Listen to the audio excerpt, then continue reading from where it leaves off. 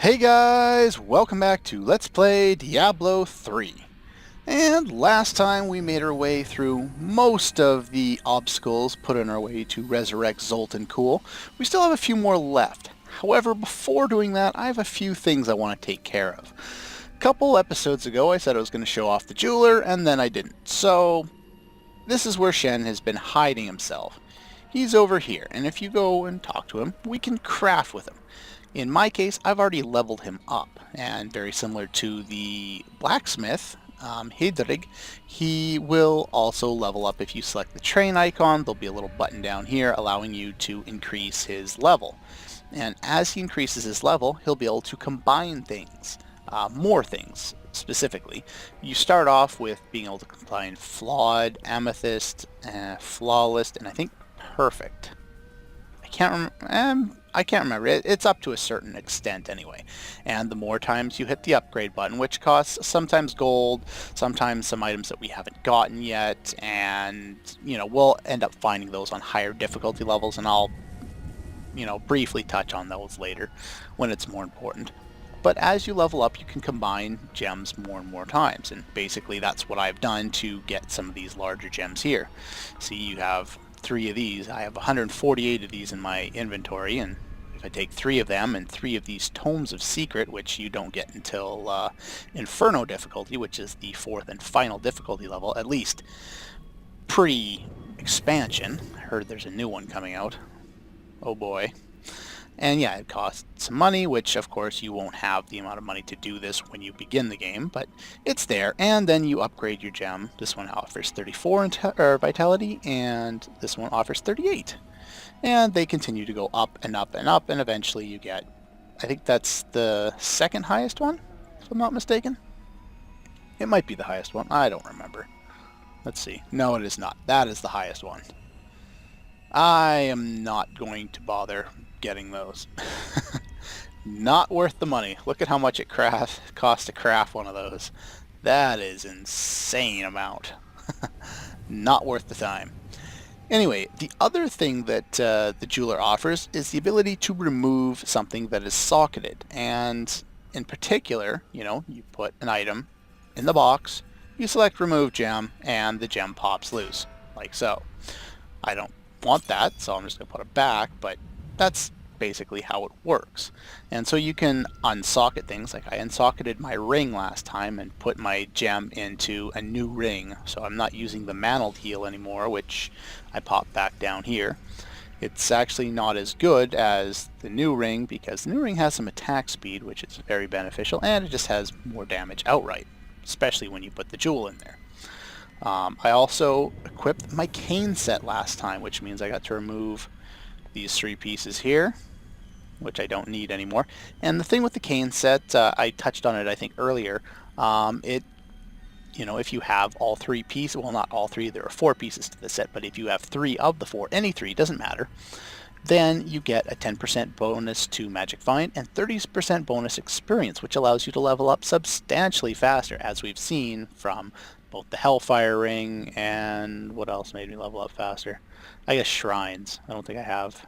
There's another ring, but it costs a lot. I think it's called Leoric Signet. Oh yeah, having the gem in the helmet is what I was referring to before. But yeah, Leoric Signet also has bonus to experience, and I think it's a continuum from about 20 to 35 if I'm not mistaken. But those are expensive, and even though I have more than enough money to get them, not really worth the extra effort. I don't care enough, so I'm not going to bother.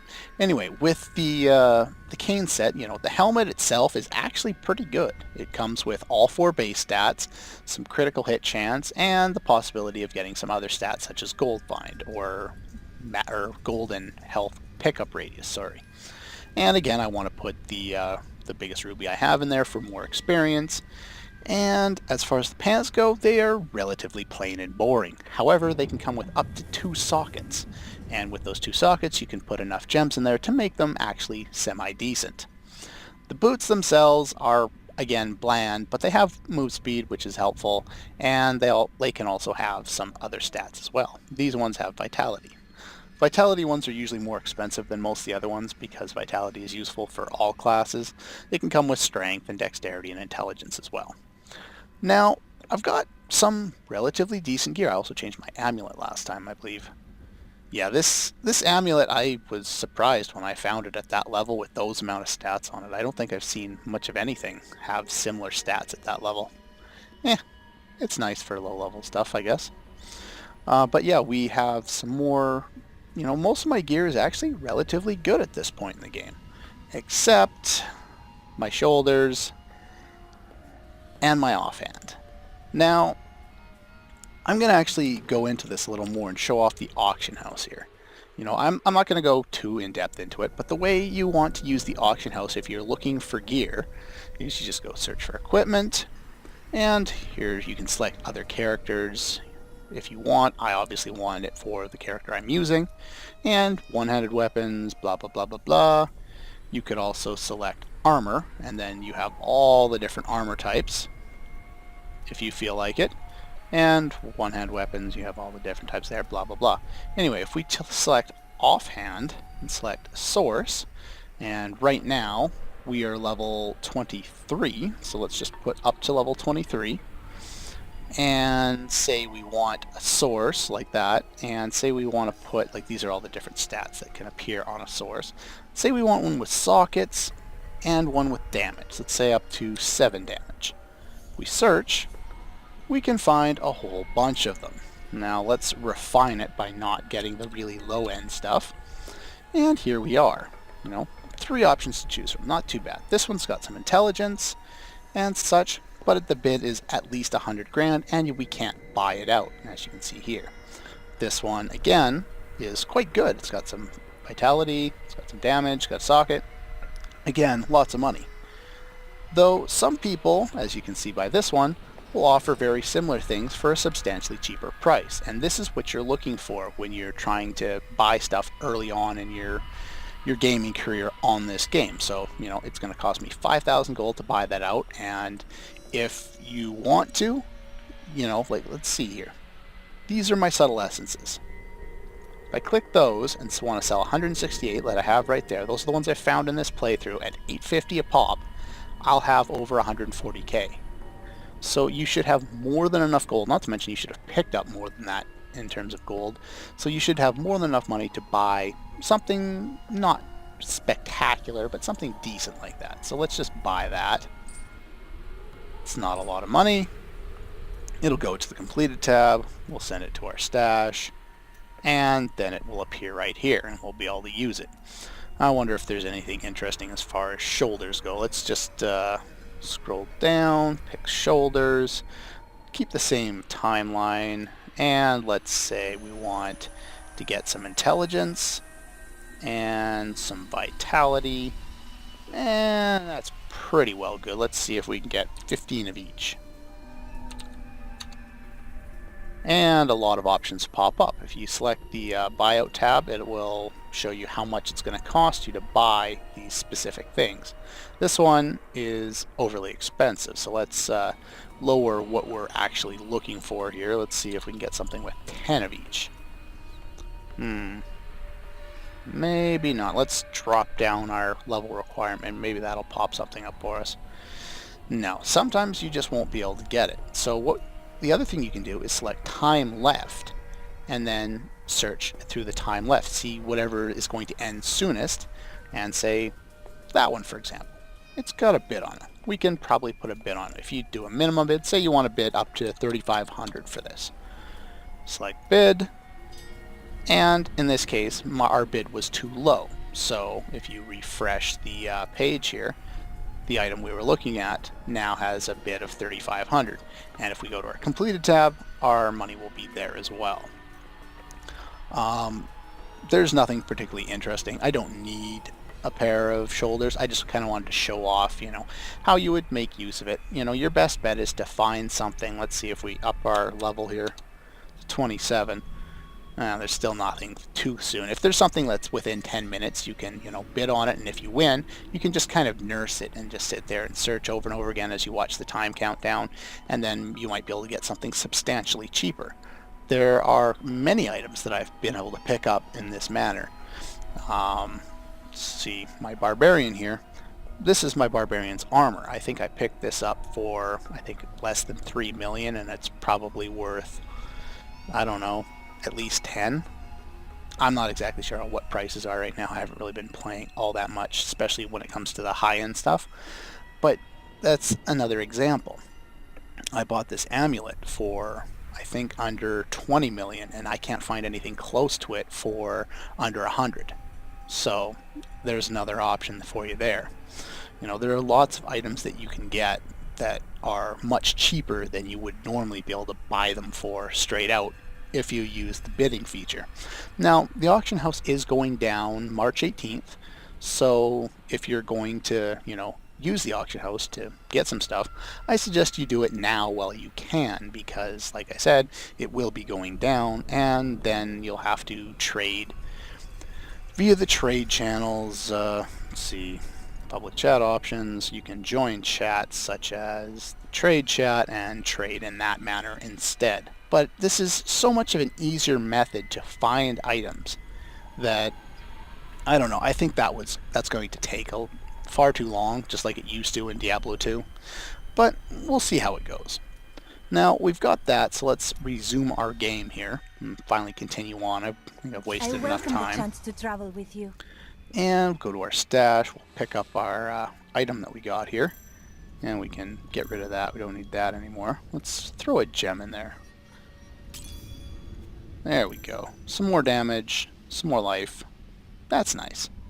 And I don't need this other one anymore, so let's just salvage that. And that will take us back to the storm halls, which, actually that's faster. It'll take us, oh, it takes us all the way to the end, okay. That'll work, because all we need to do is go back to the Terminus, or the Terminus, which is Latin for end, by the way. Enjoy my company. You seem quiet, though I suppose you're often occupied. I've got a lot going on here. You'll pardon me if I'm not exceedingly sympathetic about your plight. I guess I can understand him. He's dead. The shadow portal lies here, waiting to be opened. And here is the Shadow Realm that, you know, insert Yu-Gi-Oh reference here, where we need to go and find his body. Did all this to lock my body away. They must have been very angry with me. Of course they were. You had to be stopped. They were never very imaginative. There's one thing that's kind of odd about this whole idea, and a lot of the enemies here are going to be these shade guys. Oddly enough, even though they're little guys and they don't have a lot of life, they do a substantial amount of damage, so definitely be aware that they can do a lot of damage to you, and they can kill you if you get surrounded by them and, you know, find yourself unable to get out. So definitely make sure you're aware of that. Now let's see if we can find our way through here. This area is not particularly super challenging to figure out. The biggest downfall is, if you look at it from this angle right here, it doesn't look like you can go down here, but we see the chest there, so we know we can. The fog or the mist or whatever obscures our vision a lot here, so that's something you definitely want to watch out. Definitely explore as much as you can in this area, you know, when you're looking for the way to proceed, because oftentimes you'll just bypass where you're supposed to go and miss it altogether. You know, at this point, yeah, there's, even though it's hard to see, there's stairs down there. You can see when the screen flashes every once in a while. Don't go down those stairs, it'll lead nowhere. Here's one. Sometimes up here, when you see a very similar layout to this, you'll be able to actually head up that way. So, you know, beware of that as well. Now, this is very imaginative and very hedging my bets, but this is either the right way or the wrong way.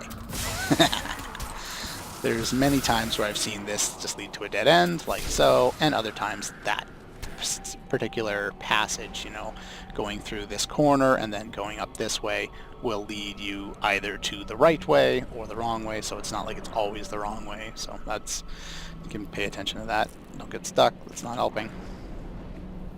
Now down here, can't do anything down here. Sometimes there'll be a path down there depending on the area. Back to our 4-way, and let's see if this is the right way. My luck, it won't be. There we go. Kill some more of those guys. This is a dead end too, isn't it? Yes, it is. I'm going the wrong way. Always going the wrong way. Now, do I have a level for that yet? I do not. Don't get stuck. Getting stuck is not beneficial. So, well, yeah, I guess it was the other day. The other day I was playing another game that I feel like Let's Playing, and I managed to get all the way to the end of the game. If my old masters could see me now. now. Look at that, I leveled. Nice. All the way to the end of the game, and it was a test run designed for a Let's Play. There was a few things that I was specifically going to trying to accomplish through this Let's Play, or this test run. By the way, you can pick up 2 shrines at once, as you can see, Frenzied Shrine and Fleeting Shrine, in case you were wondering. And so I got myself all the way through it. Now I have a question. Well, not really a question, because again, just like when I made the statement at the end of the Illusion of Gaia Let's Play of this is, you know, a week and a half, or maybe even 2 weeks at this point, ahead of time. Yeah.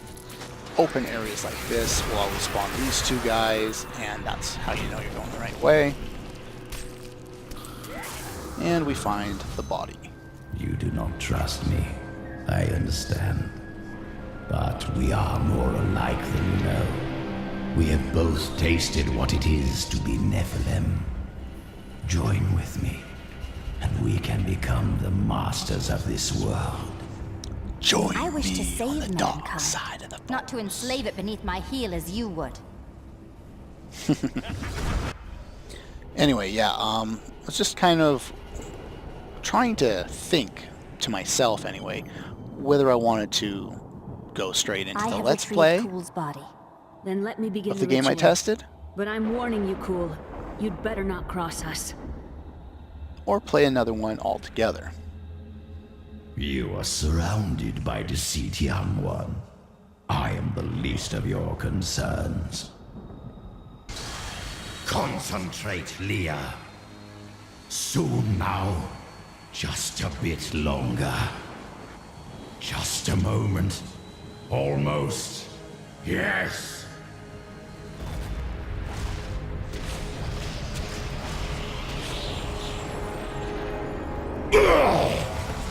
My blood thunders within me.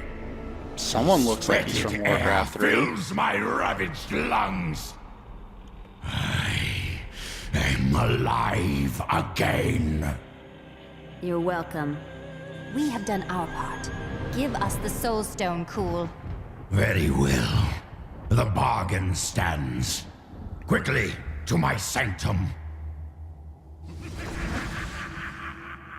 That laugh is not very reassuring to our confidence, is it? But yeah, the one thing that I kind of find interesting about this whole plot line with Zoltun Kulle is it doesn't make a lot of sense. The Herodrum, of which Zoltun Kulle was originally a part of, they banished him and dismembered him because of what he was doing with the Black Soulstone. And yet, in order for us to proceed with this game, we need to use that same method. Yet, we are apparently beyond reproach, and there's nothing wrong with that. It's so contradictory, it makes no sense. At long last, I can complete my life's work. All will tremble at my power. Did anyone What is not this? expect this? How has this happened? The souls of the dead lords of hell have been absorbed into the stone. Abandon your quest, Nephilim. Your allies seek only to control you. With the power I offer, you and I could rule over all creation. You are mad, Cool. Give me the stone, or I will destroy you.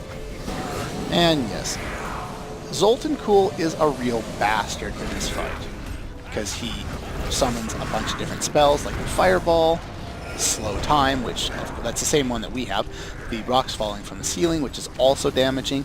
Not to mention there are random... where are they? No, I'm stuck.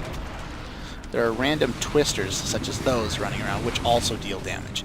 There's also an achievement for killing Zoltun without killing his guardians. So let's avoid that. Slaughter his guardians.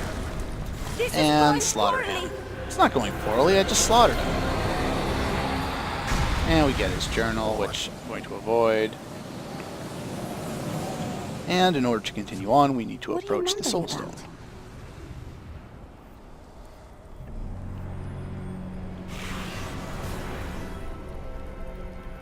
5 lords of hell now reside within this stone. What are you hiding from us, Adria? 20 years ago, during the darkening of Tristram, Cain told me of Zoltun Kull's profane soulstone. That's why you left me. You went to mark the demon's souls so that they could be drawn into Kull's vessel. Yes, my daughter. I have sacrificed everything for this.